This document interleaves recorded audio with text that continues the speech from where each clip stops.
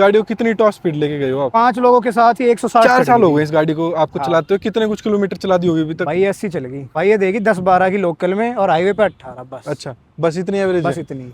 भाई 10-12 से भी नीचे अगर आप ऑन खड़ी रखते हो, खाना वाना खाते हो गाड़ी में, मार्केट में कहीं जा रहे हो तो 10-12 की बस एक दिक्कत है, गाड़ी नीचे से टिकती है और इसका एसी थोड़ा कमजोर है, बाकी एक नंबर है। बाकी कोई दिक्कत इतनी खास नहीं है कि भाई बहुत ही बढ़िया ब्रेकिंग है, बल्कि इसका तो हैंडल भी कांप जाता है बैलेंसिंग वगैरह ना करवाओ तो। हेलो भाई, welcome back to my another video. भाई आज हमारे सामने ना इंडिया की सबसे ज़्यादा बिकने वाली गाड़ी मैं कह दूंगा जिसको, भाई वो है बलिनो। मेरे हिसाब से जो भी इंडियन मार्केट में आज गाड़ी देखने जा रहा है, एक हैचबैक जिसको चाहिए वो कहीं ना कहीं इस गाड़ी को आखिरी में ले आता है, बेशक देखने में i20 जाए या फिर फ्रोंक्स को जाए। तो भाई लेकिन बलिनो है, फ्रोंक्स है, मारुति की गाड़ियाँ बहुत ज़्यादा रिलायबल भी है, एवरेज में भी सही है और कहीं ना कहीं सीएनजी में बहुत बढ़िया एवरेज दे देती है, कहीं ना पेट्रोल में भी बढ़िया एवरेज देती है। तो भाई आज इस गाड़ी के हमारे सामने ओनर है, तो एक बार ओनर से बात कर लेते हैं। तो कैसे हो भाई? बढ़िया भाई, आप बताओ। बढ़िया भाई। गाड़ी की हम बात करेंगे, जैसे भाई बलिनो है, इसको तो जो बंदा जिसको गाड़ियों की नॉलेज भी नहीं होगी ना, वो भी देख के बता देगा कि हाँ भाई बलिनो गाड़ी है। रोड पे बिकती इतनी है भाई, बलिनो के नाम से बिकती है, ट्रोल होती है, सब होता है भाई। हाँ कि भाई बिल्ड क्वालिटी खत्म है, लेकिन फिर भी लोग लेके बलिनो ही आते हैं आखिरी में। तो भाई आज ये जो गाड़ी है ना, ये आपको नया वैसा शेप दिख रहा होगा कि 26 में भी ऐसी ही आती है, वैसे तो कोई ज्यादा चेंजेस नहीं है, लेकिन ये वाला मॉडल है 2022 है भाई, पेट्रोल सिग्मा ये हाँ बेस मॉडल है बलिनो का। अच्छा, कैसे विचार बना भाई 2022 में बलिनो लेके आते हैं, वो बेस मॉडल? भाई इसका फेस लिफ्ट आया था तब नया नया 22 में, बिल्कुल अप्रैल में ली थी हमने ये, और तभी इसका फेस लिफ्ट आया था। और एक हैचबैक चाहिए थी घर के अंदर। हैचबैक मेरे हिसाब से बलिनो से बढ़िया तो कोई नहीं है उस टाइम। फ्रोंक्स आई नहीं थी, और आज भी मेरे को फ्रोंक्स से बढ़िया यही लगती है। बेशक उसका इंजन बढ़िया है, ग्राउंड क्लियरेंस ज़्यादा है, लेकिन लुक्स में और बैठने में यही बढ़िया है। तो भाई जैसे i20 भी है, स्विफ्ट भी है, इनके ऊपर जाने का विचार नहीं? भाई स्विफ्ट थी और i20 भाई हुंडई पे नहीं जाना था, क्योंकि पेट्रोल ही लेनी थी गाड़ी। अच्छा। और हुंडई पेट्रोल नहीं है बढ़िया। अच्छा, कोई एवरेज नहीं है भाई? एवरेज नहीं है, और मेंटेनेंस भी ज्यादा है भाई। मारुति की ना मेंटेनेंस, लो कॉस्ट रनिंग एकदम। और एक चीज और है भाई, रीसेल इनकी ऐसी है कि लाख 2 लाख रुपए टूट के 5 साल चला लो, लाख 2 लाख रुपए टूटते हैं। बढ़िया रीसेल मिल जाती है भाई कहीं ना कहीं इन गाड़ियों की। और भाई इनमें क्लेम भी बढ़िया मिल जाते हैं, बेशक ये बेचारी टूट जाए, क्लेम मिल जाता है इनका साथ के साथ। हुंडई वाले क्लेम भी नहीं देते जल्दी। अच्छा, वैसे भाई 4 साल हो गए इस गाड़ी को आपको चलाते हो, कितने कुछ किलोमीटर चला दी होगी अभी तक? भाई 80 चल गई। 80,000 चला दी भाई, पेट्रोल में, और वो भी पेट्रोल में भाई। क्या कुछ माइलेज वगैरह निकाल के दे देती है भाई? भाई इसकी सर्दियों में आती है 20 की। अच्छा, हाईवे पे लोकल में कैसे चला लो 20 की दे देती है सर्दियों में। ठीक है। और भाई अगर आप गर्मियों की बात करोगे, जब एसी चलाओगे, तो भाई ये देगी 10-12 की लोकल में और हाईवे पे 18 बस। अच्छा, बस इतनी एवरेज? बस इतनी। भाई 10-12 से भी नीचे अगर आप ऑन खड़ी रखते हो, खाना वाना खाते हो गाड़ी में, मार्केट में कहीं जा रहे हो तो 10-12 की भी नहीं देती भाई ये। अच्छा, वैसे भाई लोग इसको ज्यादातर सीएनजी में ही ले लेते हैं गाड़ी को। भाई बेस मॉडल में सीएनजी आता नहीं है ना, और उस टाइम सीएनजी की नीड भी नहीं थी, तो इसलिए पेट्रोल में उठा ली थी। सीएनजी में ये दबती है गाड़ी और वो चलाने में मजा भी नहीं है। हाँ।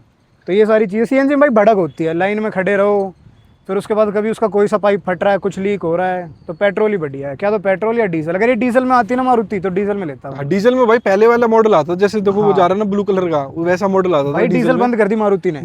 इनके पास कोई भी गाड़ी है, डीजल इंजन ही नहीं है इनके पास। सारी पेट्रोल या सीएनजी हाइब्रिड, 3 बेच रही है। हाँ, इनके पास कोई नहीं भाई। हुंडई के पास भी नहीं, i20 भी आती थी, वो भी बंद कर दी डीजल में। तो एक कहीं ना कहीं वो चीज है। वैसे भाई 80,000 किलोमीटर चलाई, कंपनी से सर्विस होती है आज तक या बाहर से कराते हो? कंपनी से होती है सारी सर्विस। अच्छा, क्या कुछ खर्चा आता है वैसे भाई जब गाड़ी 80,000 चल जाती है तो? भाई अभी इसका एक फटा था, एक पंप है वाटर पंप, वो इंटरकूलर कूलेंट को सप्लाई करता था, वो फटा है एक, वो लगा था 5-6 हज़ार का, वरना इसका रिकॉर्ड आज तक 8,000 से ऊपर से इसकी सर्विस नहीं गई। अच्छा, 8,000 में इसकी सर्विस हो जाती है। और बढ़िया, आज तक कोई ऐसी दिक्कत परेशानी भी नहीं आई भाई इतने सालों में 80,000 चलाने के बाद? भाई 80,000 चल गई, पहला क्लच चल रहा है इसका अब तक। अच्छा, और टायर इसके दूसरे हैं।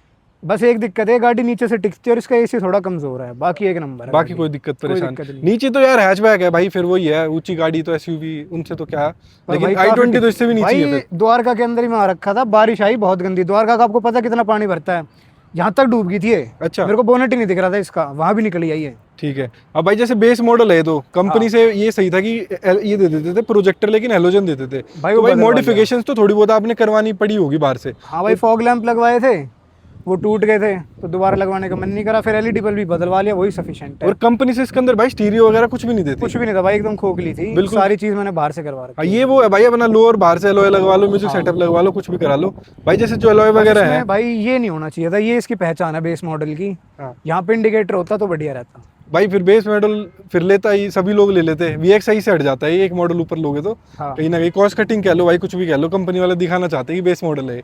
वैसे भाई आफ्टर मार्केट इसके ऊपर कुछ और चिपका देते हैं, इसको फेंडरी बदल देते हैं भाई। कई लोग ना इसको हटा के एक फरारी का साइन लगा देते हैं, कोई ट्रांसफार्मर का साइन लगा देते हैं, मैं कहा उससे बढ़िया तो इंडिकेटर ही सही है यार, इसको काला करवा लो। उस टाइम पे भाई कितने कुछ की पड़ी थी आपको ये 2022 भाई में? 7 कुछ की थी। अच्छा 7 लाख। 7-7-20 कुछ की थी ये। ठीक है, और कंपनी से आपने एसेसरीज वगैरह भी ली कुछ होंगी भी भाई? नहीं ली भाई कंपनी से, इसका रेन वाइजर लिया था, अच्छा वो जब टेपिंग करवाई तो वो हटवा दिए। ठीक है। एलॉय वगैरह है जैसे टॉप, मतलब ये भाई टोयोटा के एलॉय लगवा रखे मारुति बलिनो में तो। भाई इसके अंदर पहले थे स्टील रिम 15 इंच के, ठीक है वो हटवा के इसके अंदर लगवाए 17 इंच के अलॉय। ठीक है। वो बढ़िया नहीं लगे, फिर दूसरे लगवाए X2 के। X2 है, 2X है जो है, वो टूट गए। उसके बाद 16 इंच पे गए थे, तो एक ग्लेंजा के अलॉय थे उसके पास पुराने रखे थे, वो लगवाए थे। अच्छा ग्लेंजा के 16 इंची वाले एलॉय है। हाँ। कोई दिक्कत परेशानी भाई इनमें? भाई कोई भी नहीं। 8,000 तक इसके अंदर 2 जोड़ी टायर लग चुके थे, 2 अलॉय लग चुके थे, उसके बाद से यही चल रहे हैं अब तक, 1 नंबर। अच्छा वैसे भाई टॉप स्पीड की हम बात कर लें, इस गाड़ी को कितनी टॉप स्पीड लेके गए हो आप? भाई 5 लोगों के साथ ही 160 चढ़ गई थी। अच्छा उससे ऊपर गई नहीं या फिर लेके ही उससे नहीं ऊपर गए? लेके ही नहीं गया मैं, कॉन्फिडेंस भाई नहीं होता। कॉन्फिडेंस नहीं था, और रात का टाइम था। अच्छा बलिनो भाई वैसे भी बदनाम ही है बिल्ड क्वालिटी के लिए, लोग भाई बोलते जीरो, हैं। भाई वैसे बदनाम है फालतू में, लेकिन है नहीं इतनी खराब। ये खूब टक्कर लगी है मेरी, बम्पर खुल जाता है मैक्स टू मैक्स। अच्छा थप्पड़ मारो बम्पर डल गया। अच्छा कितनी बार ऐसे हुआ है कि मैं रेड लाइट पे खड़ा हूँ, कोई पीछे से आके ठोक रहा है, बम्पर दब गया, अंदर से हाथ मारा, बम्पर निकल गया, होगी ठीक।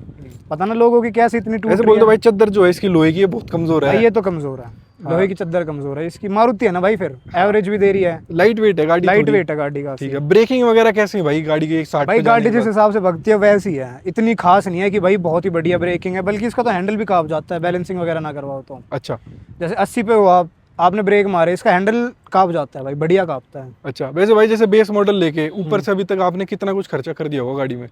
भाई 1.5 से 2। 2 लाख रुपए लगा रखे हैं गाड़ी के ऊपर। हाँ जैसे म्यूजिक सेटअप है वही होगा भाई मेजर तो जो भी है।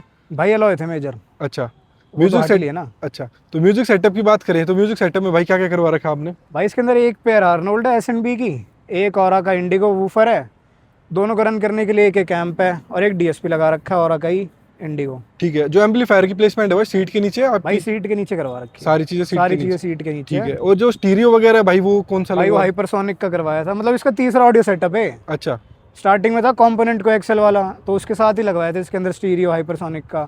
फिर उसके बाद आगे पीछे दोनों नए नए कंपोनेंट लगवाए। तब ज्ञान नहीं था कि मिड नाम की कोई भी चीज़ आती है, फिर जब मिड का पता चला तो इसमें मिड लगवाई। अच्छा ये आई जो स्क्रीन वगैरह है कंट्रोल वगैरह भी लगवाई लिए होंगे। भाई एक बार सारे गाड़ी के control अंदर लगे चल हैं के देख मतलब। लेते हैं कि क्या क्या करवा रखा है भाई ने। बिल्कुल भाई आ जाओ। भाई इंटीरियर से देखो इस तरीके से भाई ने ये लगवा रखी है। यहाँ पर है ना कुछ भी नहीं आता, बिल्कुल खाली स्पेस आती है, मतलब सामान रखने वाली जो आती है स्पेस। और यहाँ पर देखोगे तो ये नीचे कुछ अलग सा लगवा रखा है भाई ने इंडिगो का ये DSP है भाई ये। अच्छा ये DSP है, इस तरीके से आप देख सकते हो यहाँ पर प्लेसमेंट करवा रखी है।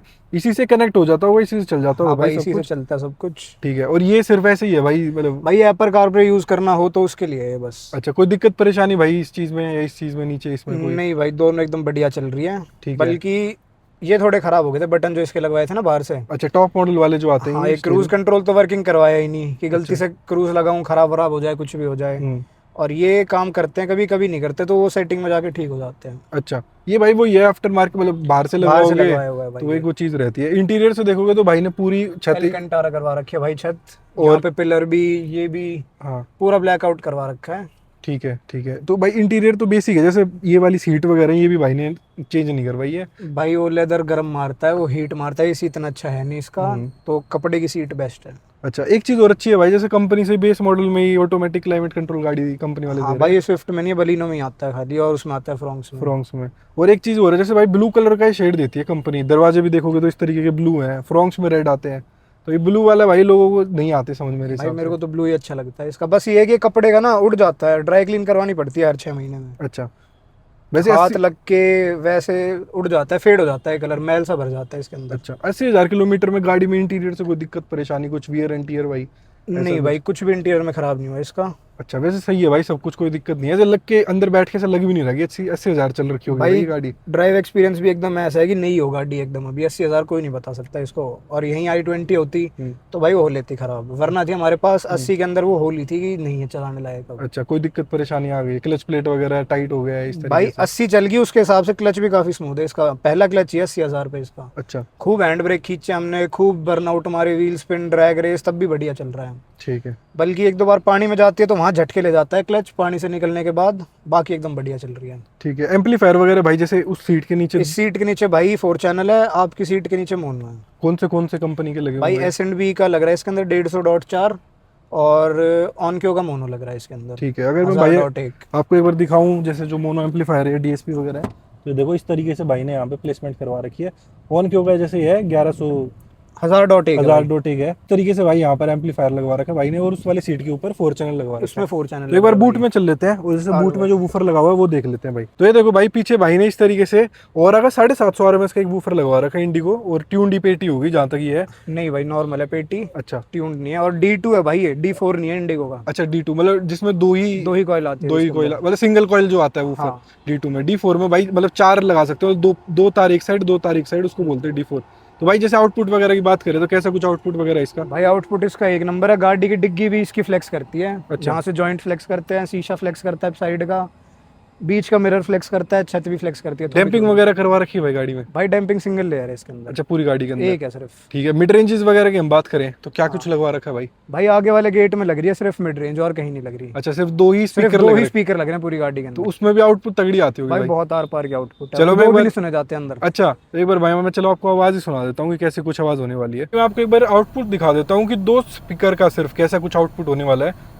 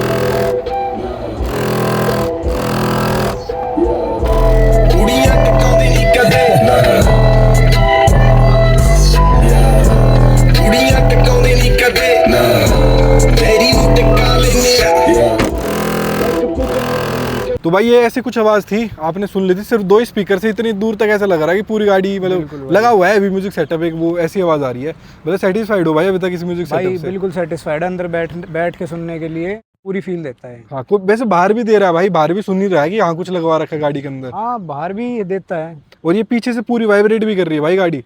भाई वो तो मारुति है ना, आपने कही थी पतला ली वो है। हाँ। टीन इसकी पतली है। हाँ एक वो चीज़ कहीं ना कहीं रहती है। हाँ। चलो भाई इसी के साथ बहुत बहुत धन्यवाद आपका अपना you एक पूरा एक्सपीरियंस शेयर करने के लिए मारुति बलिनो का।